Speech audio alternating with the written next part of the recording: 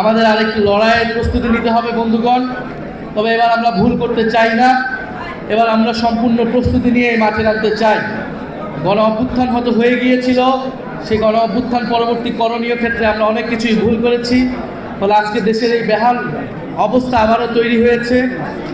দেশ আবারও গণতন্ত্র থেকে একদলীয় স্বৈরতন্ত্রের দিকে যাবে কিনা সেই প্রশ্ন উঠেছে।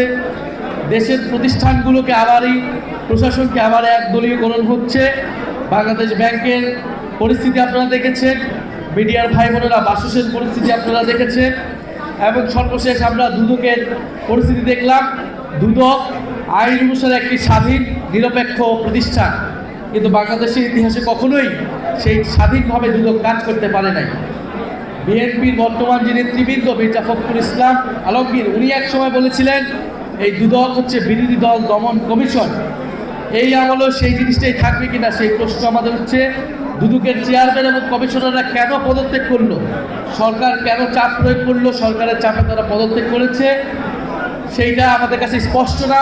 সেই জবাবদিহিতা আমরা নিশ্চিত করছি। নিশ্চয়ই সংসদে গেলে আমরা একটা কথা বলবো, আপনারা বাইরে যারা জনগণ রয়েছেন আপনারা তারাও কথা বলবেন, এবং দুদকের পরবর্তী চেয়ারম্যান কিভাবে নিয়োগ হবে, আবারও দলীয় বিবেচনায় নিয়োগ হবে কিনা, নাকি বিরোধী দলের সাথে আলোচনা করে নিয়োগ হবে, সেই বিষয়ে প্রশ্ন আমরা রেখে যাচ্ছি।